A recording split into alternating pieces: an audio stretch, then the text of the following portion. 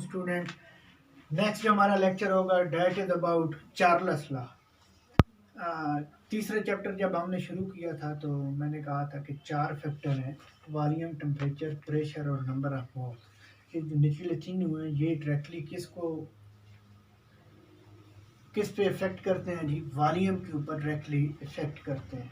तो सबसे पहले हमने लॉ पढ़ा था बॉयल्स लॉ। बॉयल्स लॉ ने रिलेशन बताया था वॉल्यूम इनटू प्रेशर, कि प्रेशर वॉल्यूम पे क्या इफेक्ट आ रहा है। तो आज जो हम पढ़ने जा रहे हैं डेट इज चार्ल्स लॉ। तो चार्ल्स ने हमें बताया है that is relation between volume into temperature, कि टेम्परेचर वॉल्यूम पे क्या इफेक्ट डालेगा। तो ये रिमेनिंग दो जो हैं दीज आर कांस्टेंट। तो सबसे पहले चार्ल्स लॉ की डेफिनेशन लिखूंगा। चार्ल्स लॉ की डेफिनेशन क्या है जी? The given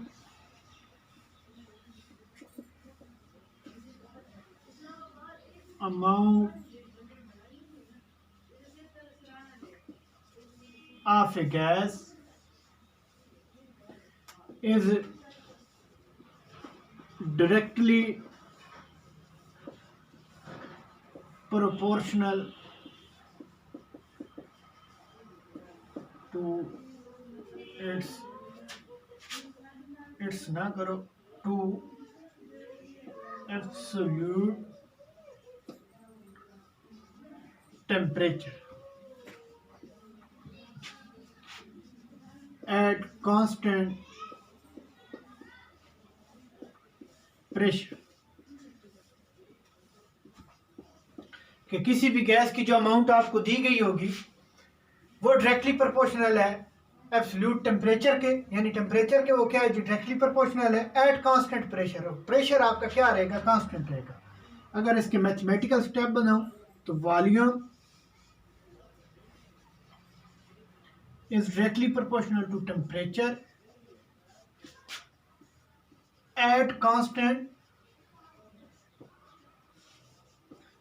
pressure and numbers of moles।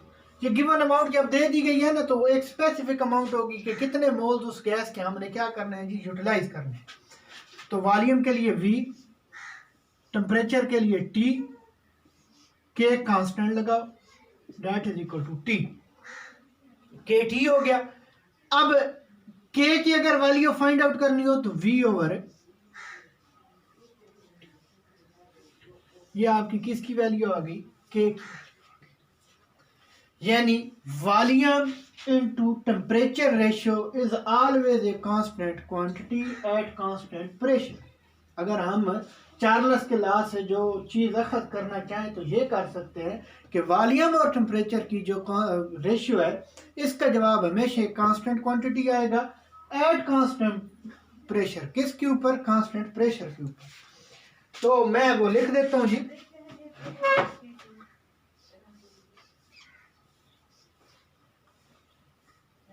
Ratio of volume and temperature is always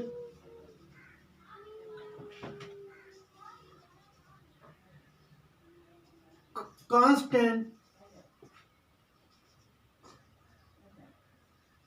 at constant is always constant value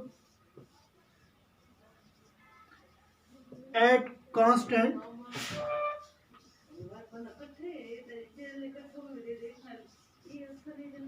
pressure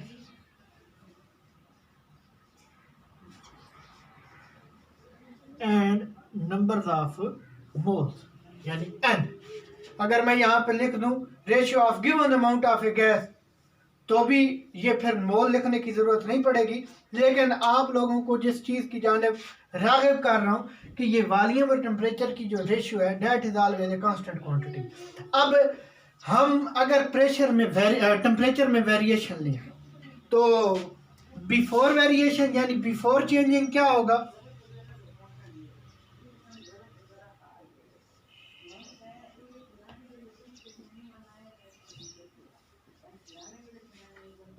temperature.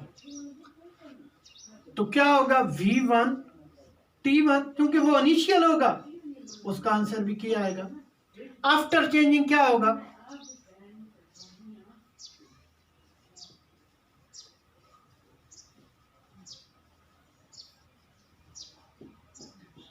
Temperature, यानी ये T1 है तो अगला हमारा क्या हो जाएगा T2। तो V1 की बजाय हमारा अब क्या होगा V2 और T2, that is also K। अब जरा अंडरस्टूड है, इसको इक्वेशन 1 कहूँ, इसको इक्वेशन 2 कहूँ, दोनों क्या है जी, एक एक साइड बराबर है, तो क्या मेरा V1 और T1 that is equal to V2 और T2 हो सकता है। इसका मतलब है कि आप जितनी वेरिएशन टेम्परेचर में लाएंगे उसके नतीजे में जो चेंज इन वॉल्यूम होगा उनकी जो रेशियो है that is always a constant quantity, उसमें कोई भी चेंज नहीं आएगा। आप टेम्परेचर को T2 से T3 कर देते हैं, T3 से T4 कर देते हैं, वॉल्यूम क्या होगा V2 से V3, देन V3 से V4 और ये सिलसिला चलता रहेगा और इनका आंसर हमेशा क्या आएगा, एक कांस्टेंट वैल्यू। तो ये था हमारा चार्ल्स लॉ। इसके बाद हम चार्ल्स लॉ के बाद जो हमारा नेक्स्ट टॉपिक होगा that is about different scales of temperature. तो इंशाल्लाह थोड़ी देर में वो वीडियोस भी मैं अपलोड कर दूंगा, तो इसके मुतालिक अपने सजेशन से मुझे आगाह कीजिएगा। चैनल को सब्सक्राइब करें और बेल के आइकॉन को क्लिक करें ताकि आप तक हमारे नोटिफिकेशन पहुंचते रहें। शुक्रिया जी।